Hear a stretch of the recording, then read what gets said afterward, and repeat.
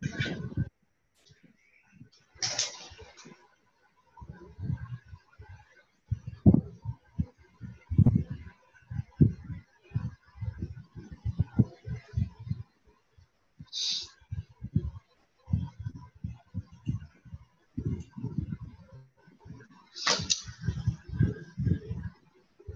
जी, connect हो गए हम सारे। अभी सिमी मैडम नजर नहीं आ रही। हो रही होंगे। हाँ जी, देखिए। हाँ देखिए। बिल्कुल अब देखिए। वो दोबारा ज्वाइन किया ना तो वीडियो ऑफ थी। हाँ अच्छा चलिए, अब जब हम पर्वतों की बात कर रहे थे तो चंद्रमा पर्वत के बारे में एक हमने क्वालिटी बात की थी कि चंद्रमा जो है या चंद्र पर्वत से जैसे चंद्रमा का कैरेक्टरिस्टिक है, उसका कारकत्व है, गुण है, वो तेज चलने वाला है। तो यात्रा भी, ट्रेवल भी हम तेज वाले प्लैनेट से ही सामुद्रिक शास्त्र की जानकारी में, सामुद्रिक शास्त्र की भाषा में यूज करते हैं। चला ही नहीं।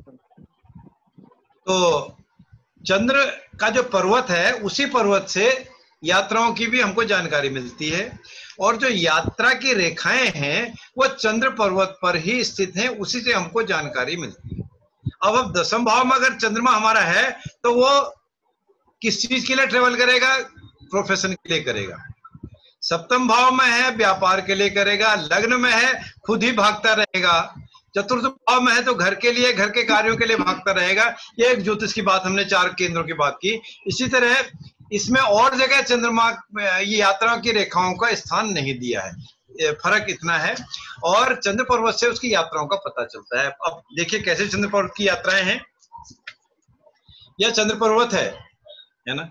इस चंद्र पर्वत पर 2 तरह की यात्राएं होती हैं। एक नीचे से ऊपर की ओर उठती हुई, इनको खड़ी रेखाएं हम कहते हैं। ऊपर की ओर जो रेखाएं उठ रही हैं कलाई की तरफ से, इस तरह की बहुत सारी रेखाएं, 1 2 4 10 20 कुछ भी हो सकती हैं, या खड़ी रेखाएं इनको अगर हम कहें ऊपर की ओर उठती हुई, तो ये रेखाएं यात्रा की रेखाएं हैं। एक दूसरी तरह की रेखाएं भी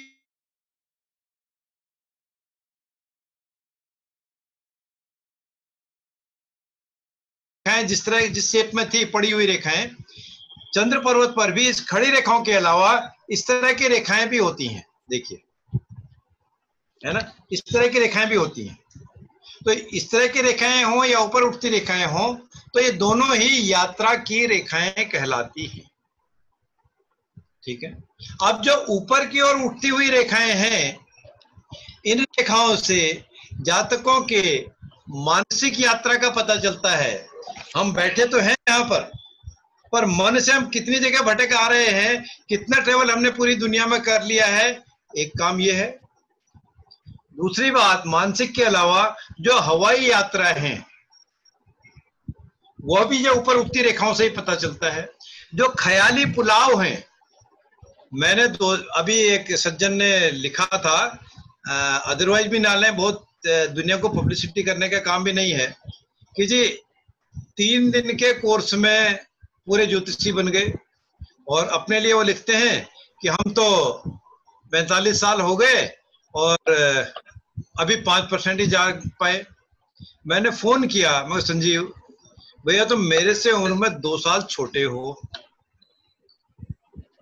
और 45 साल तुम्हारे को हो गए, तुमने कब सीखना शुरू किया? 20 बाई 25 साल में शुरू किया होगा। कहता हाँ भाई साहब। मैं कहा फिर अब 70 साल तो तुम्हारी उम्र हुई नहीं यार, अभी कहाँ 45 और 25 में, आप 70 ही होते हैं ना, कैसे काउंट कर रहे हो बताओ? और तुम तो इंजीनियर हो, सिविल इंजीनियर हो, तो थोड़ा सा तुक्का मारना भी, अगर मैं 25 भी कह देते ना तब तो बात सही थी, 30 भी चलता तो 45 तो नहीं हुआ। तो फिर उसमें किसी ने कमेंट्स किया है कि नहीं जी 3 दिन नहीं 1 दिन के कोर्स में भी कर रहे हैं। अब दूसरा क्या कर रहा है, छोड़िए, हमारे को उतनी ज्ञान नहीं है, हमारे को तो धीरे धीरे ही ये कछुए वाली सिचुएशन समझ में आती है। स्लो एंड, इतना जानते, slow and steady wins the race. पाना हम आगे जरूर अपने डेस्टिनेशन को जरूर अचीव करता है। तो इसलिए ये जो रेखाएं ऊपर वाली हैं, ये मानसिक शारीरिक ख्याली पुलाव वाली रेखाएं यही हैं।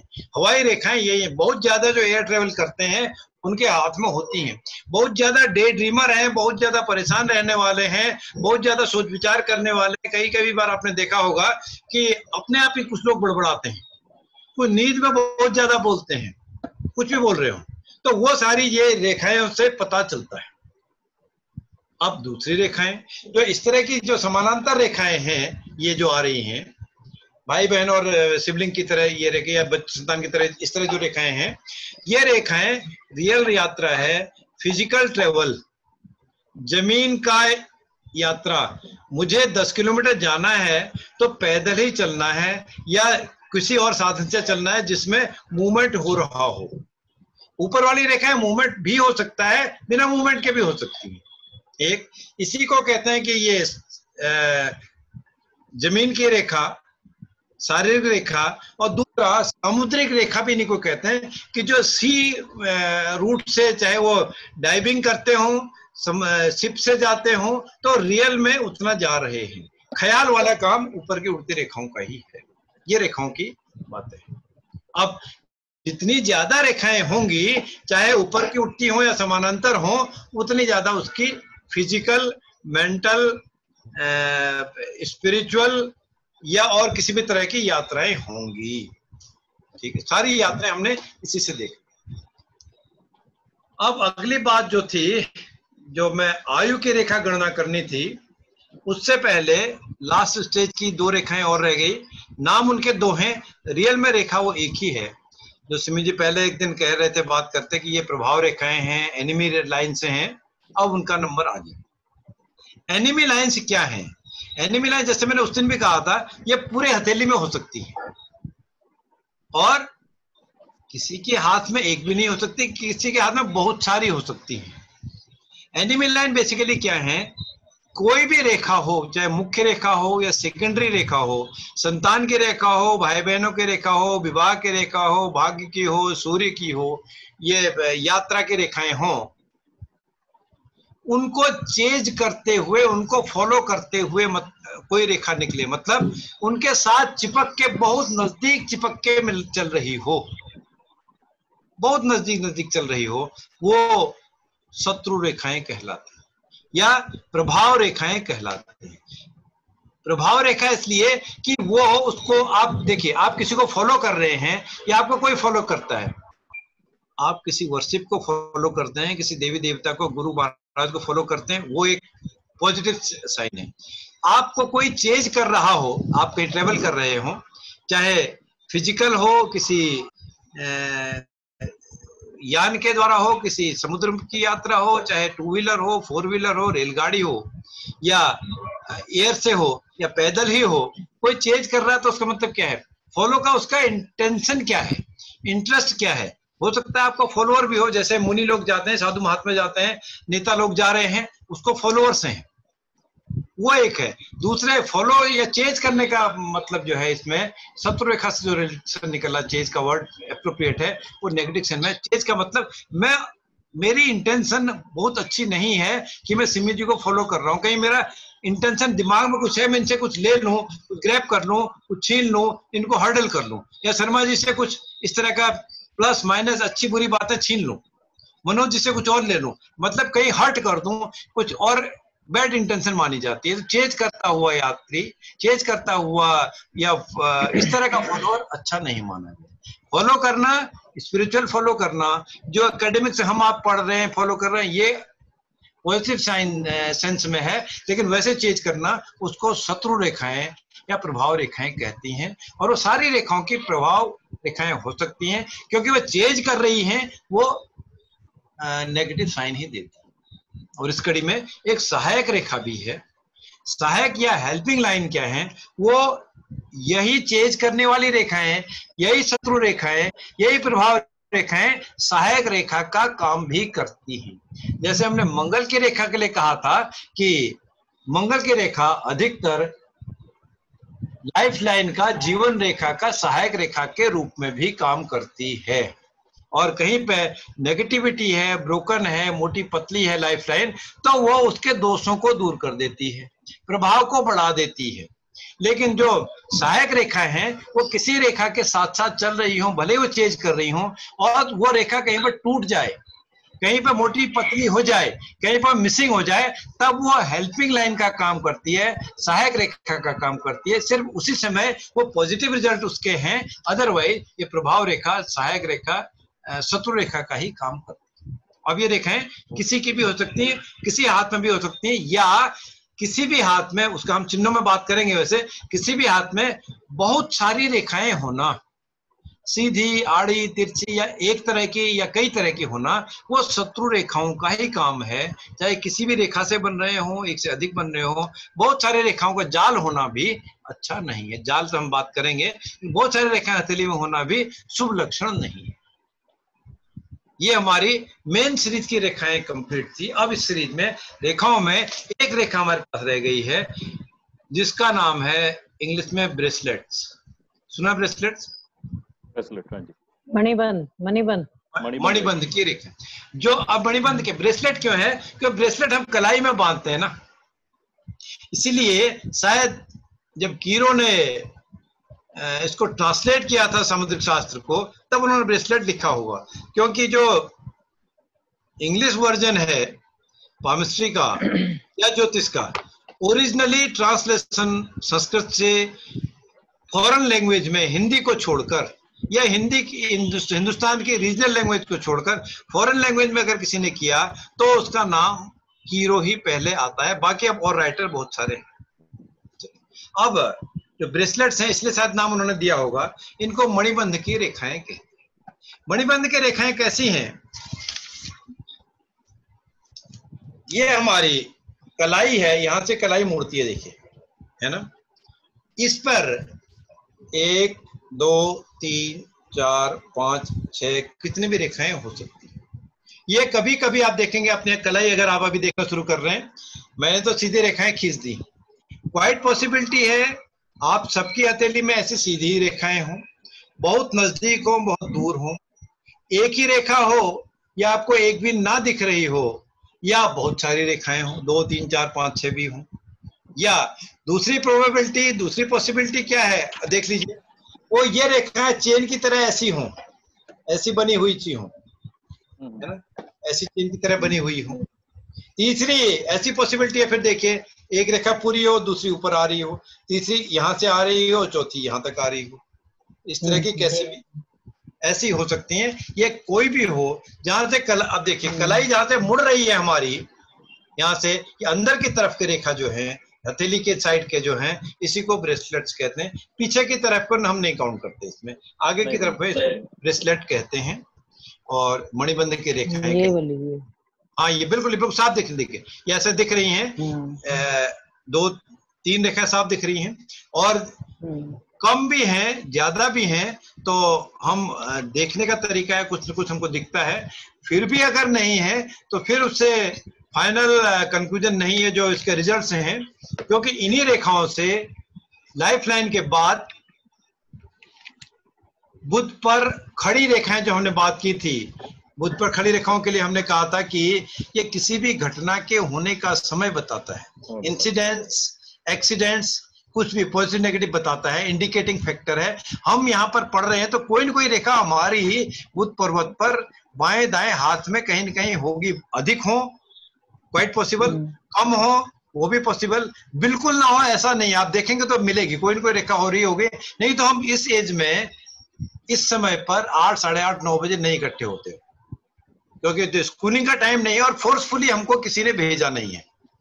बच्चों की तो बात ठीक थी, ठीक है, तो कुछ ना कुछ लाइन होंगी, इंडिकेट हो रही होगी, आपको दिख रही है, बहुत अच्छा, नहीं दिख रही है तो हम प्रैक्टिकल में भी इसका प्रैक्टिकल करेंगे। यही सारी चीजें प्रैक्टिकल है। अब इससे हमको क्या पता, ठीक है, वेरी गुड मीन्स ये गोचर बता रहा है आपका, कोई हाँ होगी, कुछ तो कुछ होगी, एक तो इंडिकेशन होगा ही कम से कम।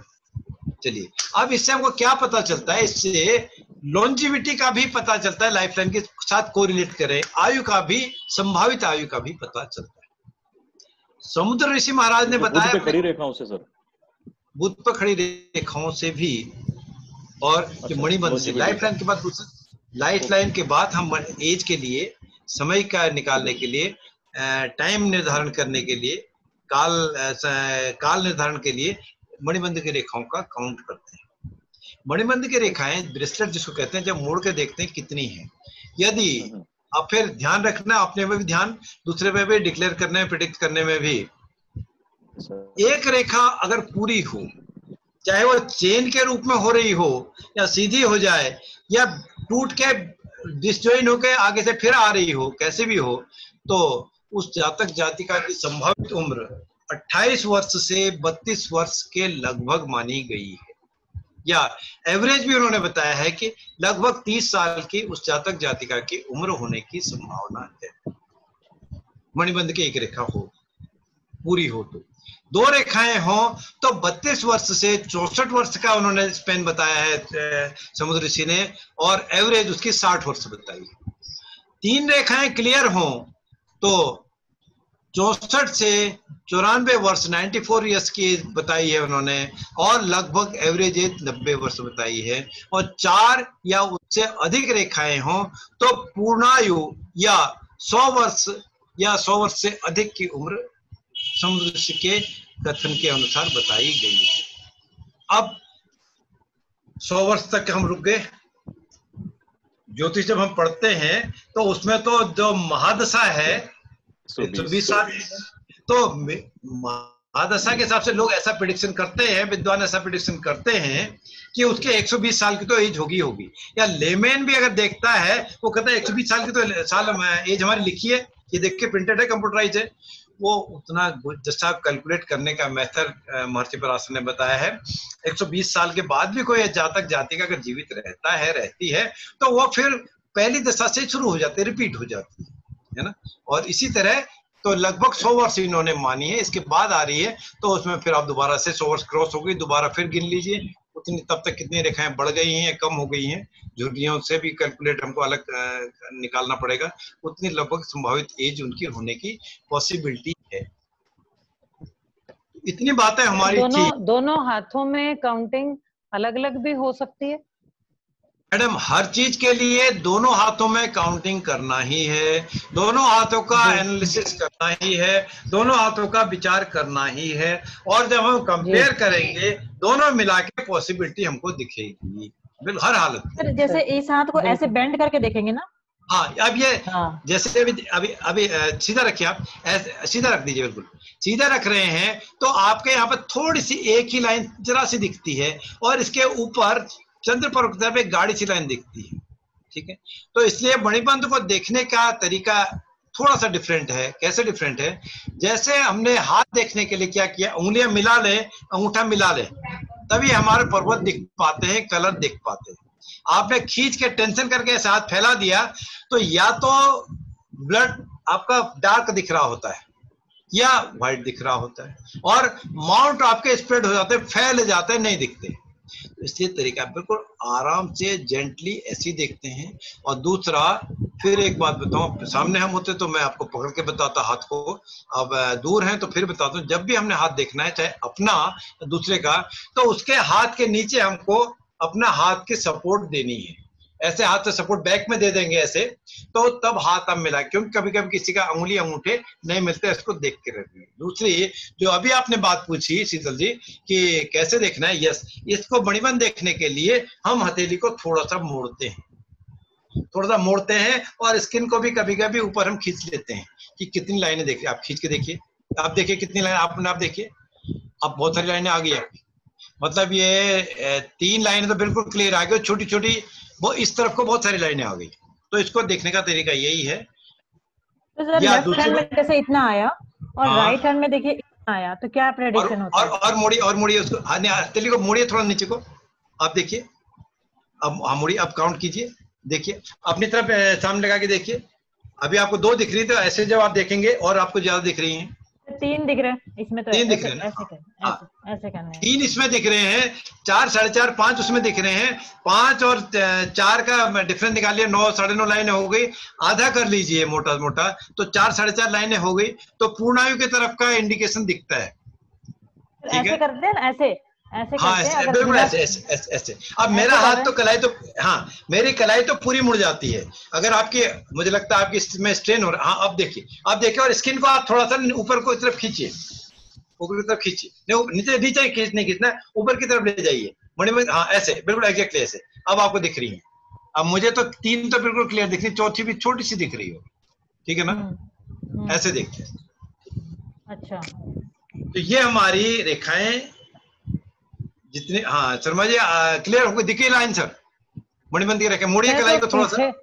पीछे भी 3-3 बन रही हैं, आगे भी बन रही पीछे हैं नहीं, 3-3। पीछे कुछ और है, पीछे कुछ और है, पीछे ओके। आपका ब्रेसलेट ही है, हो सकता है वो आपका डायमंड का ब्रेसलेट ही हो, तो फिर पीछे हम इसको काउंट नहीं करते इसके लिए।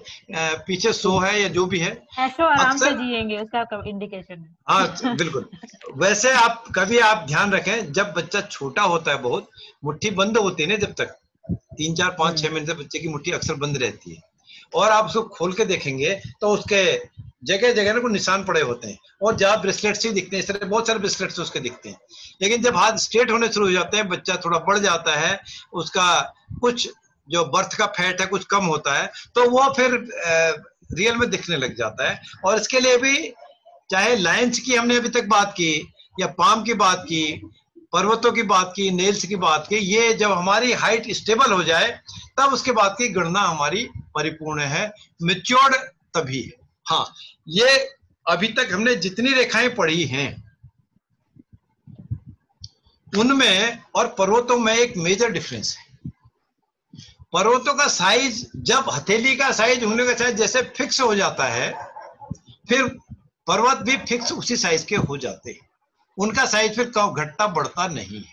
हाँ, उनमें फिर हम प्रिडिक्शन क्या करें, उनमें प्रभाव आ जाता है, चाहे रेखाओं का हो, रंगों का हो, स्किन का हो, त्वचा का हो, या जो अब इसके बाद का हमारा नेक्स्ट चैप्टर हम बाद में पढ़ेंगे चिन्हों का हो, वो प्रभाव आता है, उससे फल आते हैं। लेकिन रेखाओं का मेजर डिफरेंस क्या है, रेखाएं आज जैसी हैं कल को उससे बहुत अच्छी हो सकती हैं, उनमें बहुत अच्छे प्रभाव आ सकते हैं, उनसे और गहरी पतली हो सकती हैं, मोटी टूटी हुई हो सकती हैं, या बहुत खराब स्थिति में भी हो सकती है। अब ये बात सेकेंडरी लाइन है, गौण रेखाएं हैं, द्वितीय कैटेगरी की रेखाएं हैं, इनमें अधिक होती है।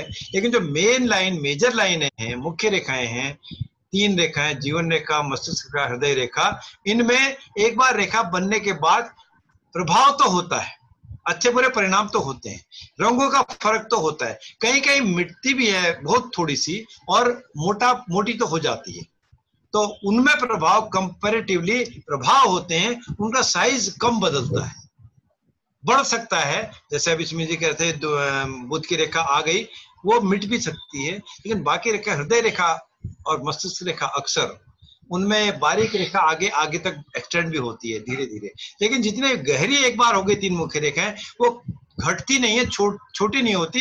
वैसे जैसे हाइट एक बार स्टेबल होने के बाद हाइट कम नहीं होती, वेट हमारा कुछ भी हो जाए, विजन कुछ भी हो जाए, दांतों की पोजीशन कैसी भी हो जाए, बाल हमारे कैसे ग्रे हो जाए, कानों का साइज नहीं चेंज होता। जो आईब्रोज है हमारे, जब अगर हम मुखाग्र विज्ञान पढ़ेंगे, जब हम सेटिंग नहीं कराते, थ्रेडिंग नहीं कराते, तो आईब्रोज का साइज उतना ही रहता है ना, वो मेच्योरिटी होकर पक जरूर जाते, वो एरिया कम नहीं होता। तो इसी, या चिन्ह है हमारा, या लिप का साइज है हमारा, ये बदलता नहीं है, दांत टूट गए तो कम हो गए, आर्टिफिशियल लगाते हैं, लेकिन इसी तरह वो फिक्स हैं। बट रेखाएं जो है, रेखाओं में, एक्सेप्शन रेखाओं में बदलाव होता है, अधिक बदलाव होता है, ठीक है। इतनी हमारी बात रेखाओं की थी। अब मैं चिन्हों को आज नहीं लेता। जो पहले दिन शर्मा जी एक बात कर रहे थे कि जो पोर्स हैं, पोर है ना, पर्व, हिंदी में इसका और नाम पर्व है, उनके बारे में थोड़ी थोड़ी पॉइंट्स हम बात कर लेते हैं। उनको चाहो तो आप एक इस तरह से बना भी लो, उनमें पोर 3 डिवीजन हर के कर लो। मैं एक एक 2 पॉइंट्स लिखा देता हूँ, या वैसे ही याद करना है तब भी कोई दिक्कत नहीं, क्योंकि ये पोर्स का डिटेलिंग आपको थोड़ी तो बुक्स वगैरह में मिलेगी, प्रैक्टिकल में भी मिलेगी, है ना। आप बनाना चाह रहे हैं तो जल्दी से ड्रॉ कर लीजिए।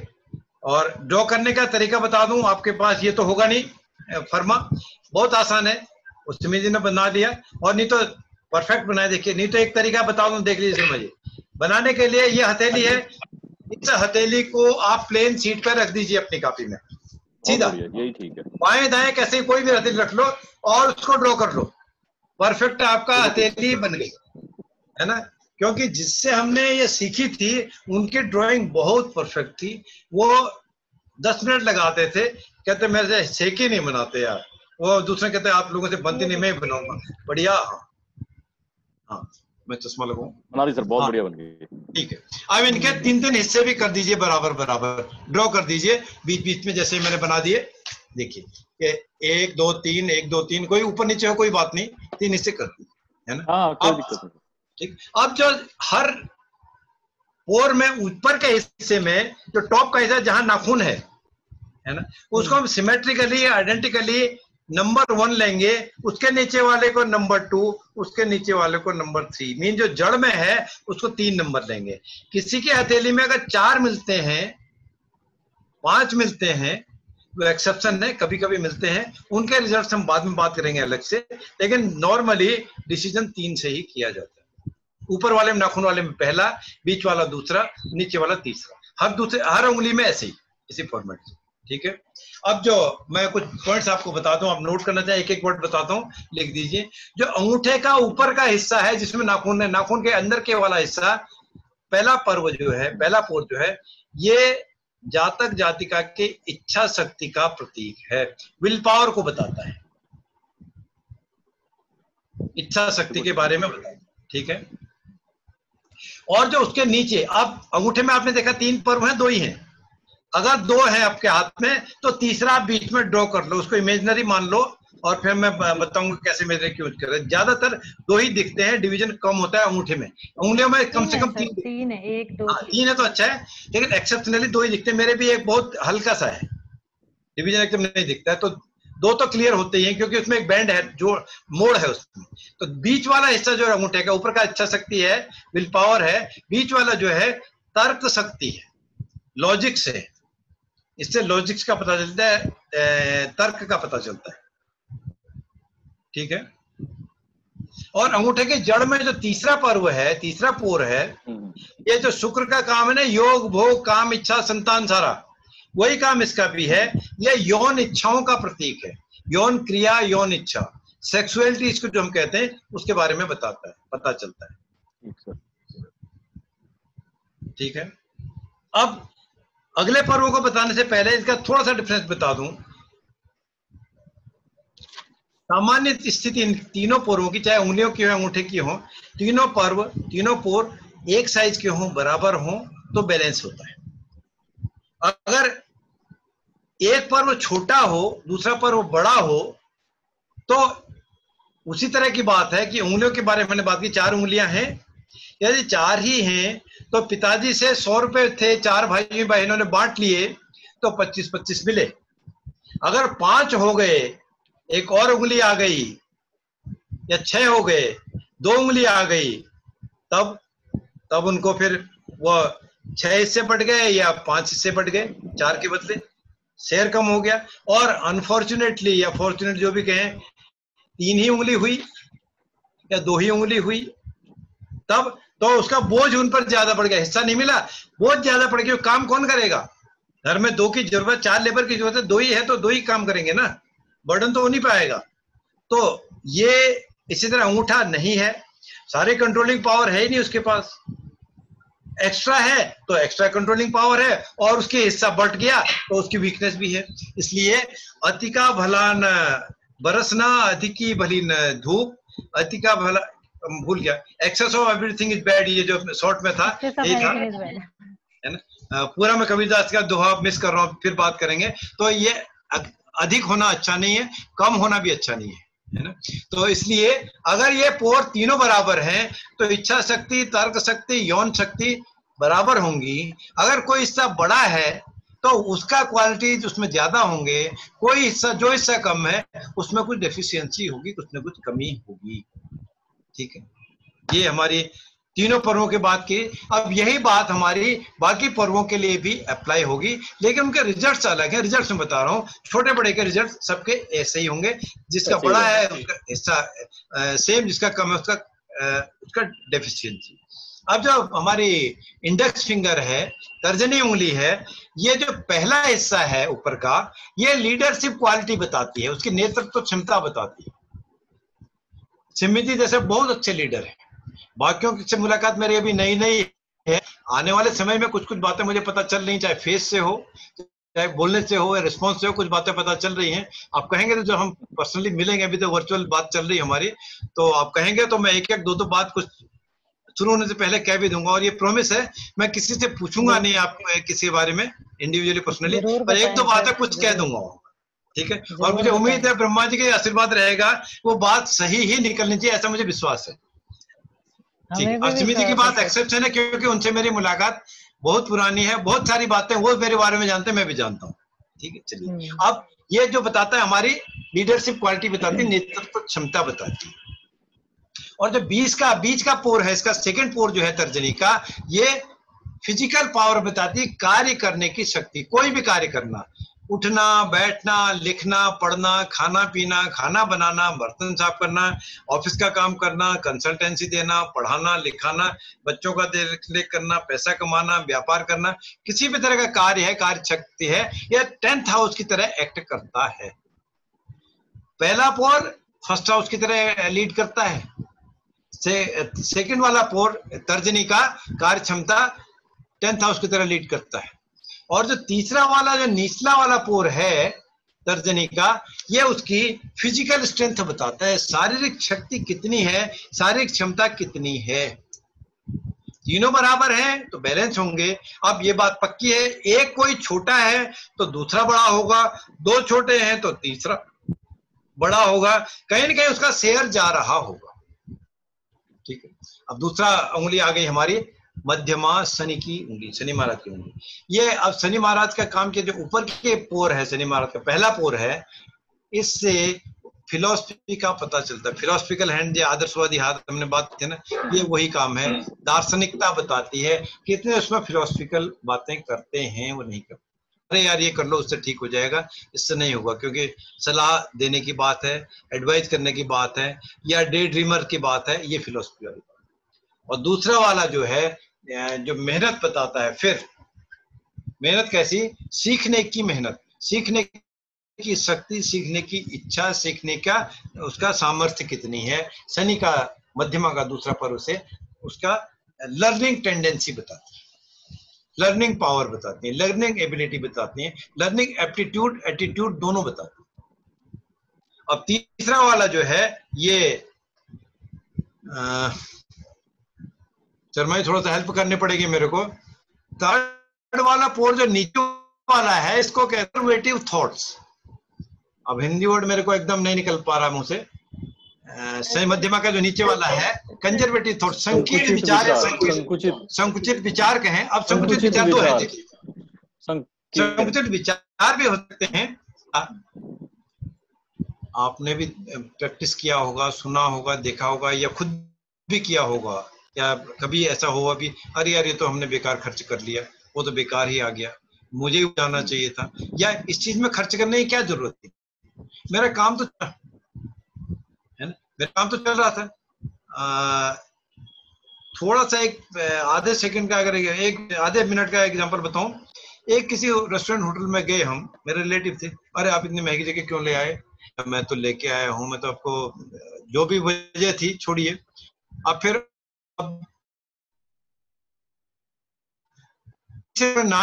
बड़ा अजीब सा लगा, बिल चेक भी कर लिया आपने, देख भी लिया, और हुआ क्या, जहां मैं गया था उसका मैनेजर था, से उन्होंने वास्तु पढ़ी थी, और स्टूडेंट थे मेरे, तो मेरे लगभग थे, उन्होंने इंस्ट्रक्शन दी थी, सर्विस आप देंगे लेकिन चार्ज नहीं करेंगे, मुझे नहीं पता, उसने पेमेंट दे दी, वहां से बिल बनवा के, वहां काफी जो कुछ भी बात हुई, और वो जीएम खुद उठ के मेरे घर पे आए, वो वापस दे के गए, माफी दे के, मैं तब फिर उनको फिर कुछ मुझे कहना पड़ा, भी ऐसे जबरदस्ती जल्दीबाजी मत करो, अपनी भी इज्जत खराब होती है, दूसरे की भी पोजीशन डाउन होती है। तो ये क्या बताता है हमारे को, कंजर्वेटिव थॉट बताते हैं कि भैया क्यों आपने खर्च कर लिया, आपने कभी सोचते जरूरत नहीं थी, एक से काम चल रहा था, 11 क्यों करे, भैया दिया है ऊपर वाले, कर लो 11, कोई बात नहीं। ओपननेस और कंजर्वेटिवनेस का ये डिफरेंस है, नेगेटिव वे में नहीं। अब तीसरा जो हमारा अनामिका है, सूर्य महाराज की उंगली है, रिंग फिंगर है, तो ये ऊपर के बताती हैं सुंदरता का प्रतीक है। सूर्य गंधा में नहीं रहते, सूर्य बिल्कुल प्रकाश साफ रहता है, ये सुंदरता बताता है। और अट्रैक्शन टू ब्यूटी भी बताता है, सुंदरता की तरफ आकर्षण भी बताता है, सुंदरता भी बताता है। उसका अपना फिजिक सुंदर हो, सुंदर चीजें उसको पसंद हो, सुंदर बातें उसको पसंद हो, सुंदर कपड़े पसंद हो, सुंदर स्पाउस पसंद हो, सुंदर खाने की चीजें पसंद हो, सुंदर जगह पसंद हो, बेड पसंद हो, घर पसंद हो, बहुत सारी चीजें है ना, किसी भी तरह की सुंदरता बताती हैं। और ये बीच का जो है यह कला का ज्ञान बताता है, नॉलेज ऑफ आर्ट, और विजडम भी है साथ में। विजडम का फिर हिंदी क्या वर्ड है, अध्यात्म या विजडम का वर्ड आप यूज करना सर, मुझे नहीं समझ में आ रहा है। कला और विज्ञान, कला और अध्यात्म है ना, आर्ट एंड विजडम। और जो नीचे का पोर इसका है ये शो ऑफ है। सूर्य वाले कोई भी हैं, चतुर्थ भाव में सूर्य है, घर अच्छा होगा, साफ सुंदर होगा, दिखावे की प्रवृत्ति होती है। दूसरे भाव में सूर्य होगा तो कड़वा बोलने वाले, हार्ड बोलने वाले हैं।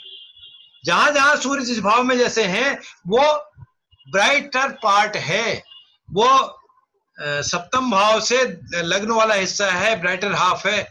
लग्न से छठे भाव तक का डार्कर हाफ नहीं है। सीखा, ऐसे प्रिडिक्शन भी ऐसी करते हैं। तो ये सूर्य का जो है दिखावे वाला है, दिखावा, दिखावे के लिए दिखावा, वास्तविक रूप में दिखावा। ये कोई चीज दिख जाती है अचानक, आप कहते हैं उनकी नजर तो बहुत तेज में दिख जाती है, ये हमारे दिखावा दिखाता है। और आखिरी हमारी जो कनिष्ठिका है, अभी 3 मिनट कुछ सेकंड है, कंप्लीट हो जाएगा। और ये हमारे ऊपर का बताता है कि हम किस तरह से प्रेजेंट कर सकते हैं, एक्सप्रेशन कैसे हैं हमारे। ये कनिष्ठिका का ऊपर का पोर जो है हमारी प्रेजेंटेशन स्किल बताता है, एक्सप्रेशन बताता है, कैसे हम डल होकर एक्सप्रेस कर रहे हैं, खुश होकर एक्सप्रेस कर रहे हैं, आंख बंद करके एक्सप्रेस करते हैं, या कभी कभी गाते हुए हम मगन हो जाते हैं। मंत्र भी हम कर रहे हैं, मैं अक्सर मंत्र पढ़ता हूँ, मेरे मित्र भारत जी आप जो जानते हैं, वो कहते हैं आपको याद है, हमारे को याद नहीं होती। और मंत्र पढ़ते हुए स्पेशली कुछ जो